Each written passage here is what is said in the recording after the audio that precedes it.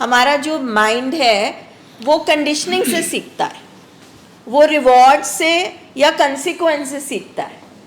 अगर हमारे दिमाग ने, अगर हमने कोई गलत एक्शन किया और आगे से पनिशमेंट नहीं देनी होती, एक कंसिक्वेंस देना होता है कि अगर आप ये वाला एक्शन करोगे तो ब्रेन को पता चल जाता है कि मुझे ये कंसिक्वेंस मिलेगा, मेरा रिवॉर्ड ले लिया जाएगा, तो मैं ये एक्शन ना करूं।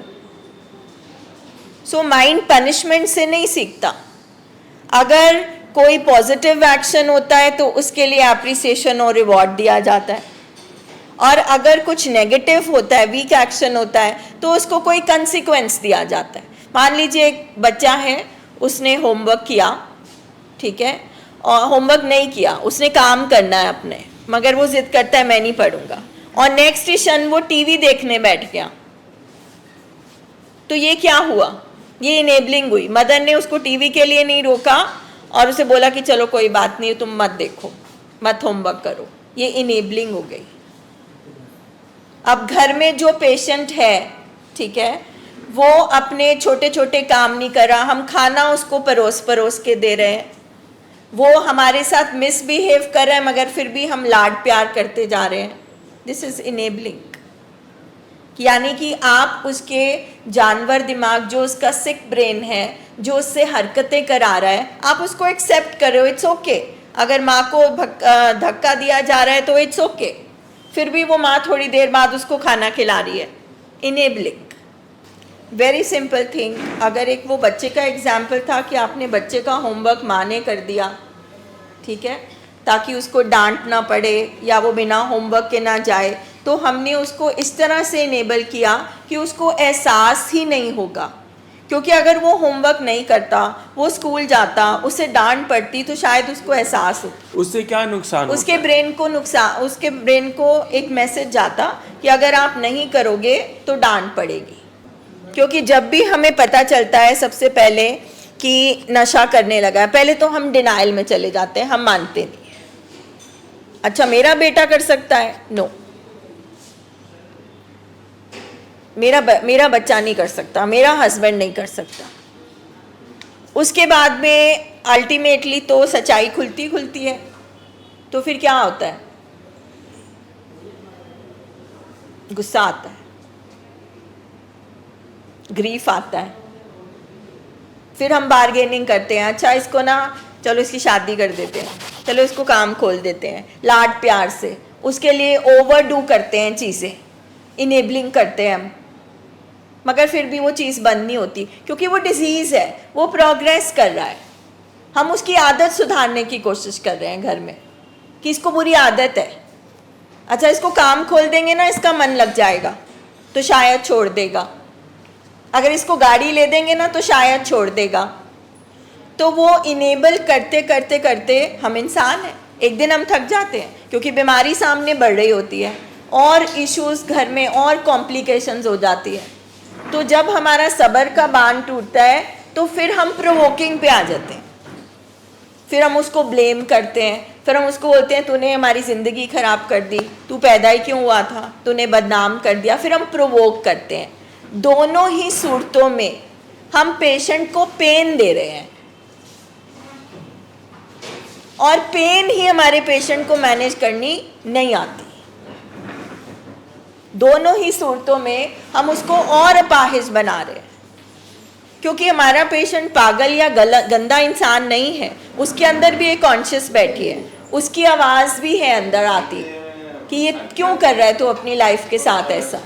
वन थिंग इज श्योर, हम सब फैमिलीज़ में अगर हम पेशेंट को ट्रीटमेंट में नहीं रख पा रहे तो हम इनेबलिंग ही कर रहे हैं, जो मर्जी कारण, चाहे वो हमारे सर्कमस्टांसेस हो, चाहे हमारा कोई और काम ज़रूरी हो, दोनों ही सूरतों में हम बीमारी को इनेबल कर रहे हैं। तो ये चीज़ तो हम फैमिलीज़ को माननी पड़ेगी कि किसी तरह से पेशेंट को हमने रिकवरी में रखना है। वो इसलिए रखना है क्योंकि उसको ब्रेन डिसऑर्डर है, उसको बीमारी हो चुकी है, उसका दिमाग काम नहीं कर रहा, वो अपने लिए अभी कुछ नहीं कर सकता। So family has to do that, ठीक है।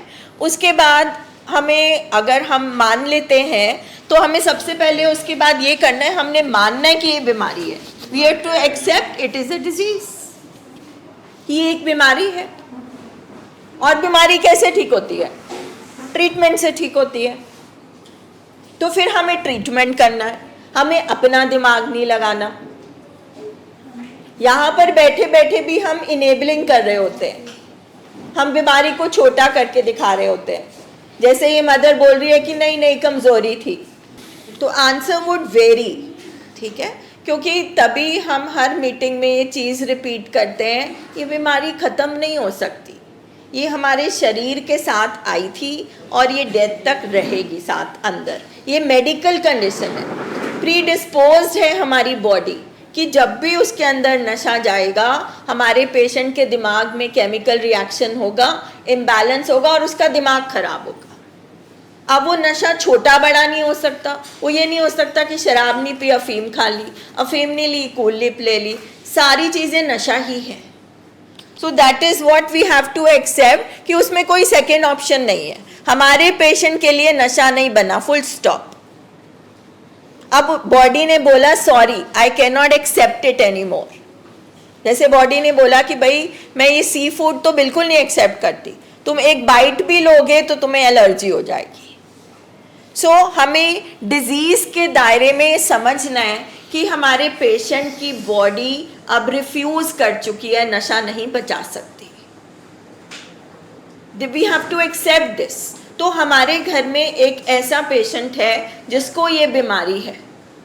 अब अगर ये बीमारी हमारे घर में रहती है तो क्या होता है बताइए, आप सभी बताओ. फैमिली के डिस्टर्ब, कुछ बचता है तो मुझे बता दो. अगर कुछ भी ठीक होता है इस बीमारी जब घर में होती है तो बता दो.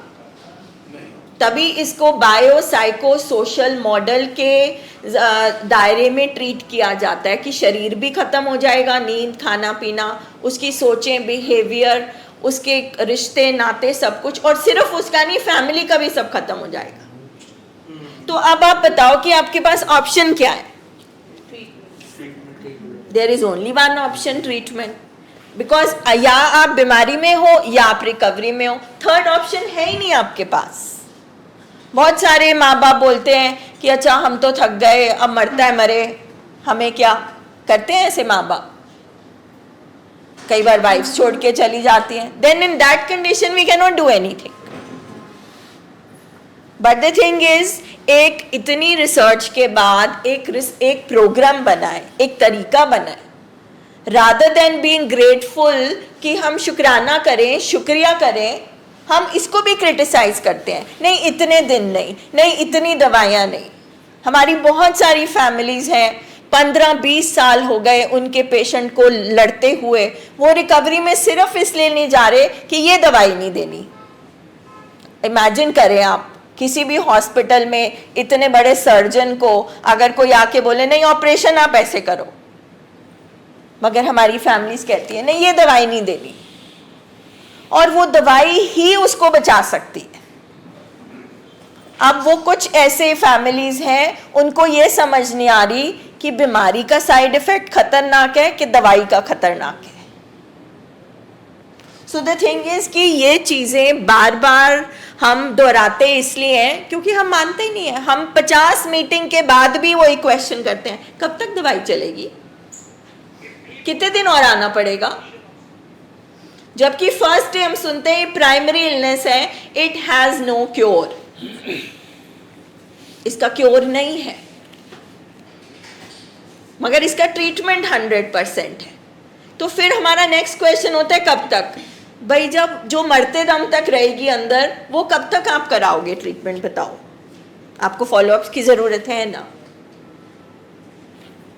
सो ये बार बार बार बार इसलिए दोहराया जाता है, रोज दोहराया जाता है, क्योंकि रिसर्च ने ये प्रूफ कर दिया है कि फैमिली ज़्यादा बीमार है, फैमिली नहीं मानती. डिनायल इस बीमारी का ही सिम्टम है. और सिर्फ पेशेंट में डिनायल नहीं होता, फैमिली में भी डिनायल होता है. जब हम बीमारी को मिनिमाइज करके दिखाते हैं, छोटा करके दिखाते हैं. जब हम कहते हैं कि नहीं वो पेशेंट है, वो फैमिली डिफरेंट है, हम डिफरेंट है, बीमारी सेम है मगर हम डिफरेंट तरीके से करेंगे।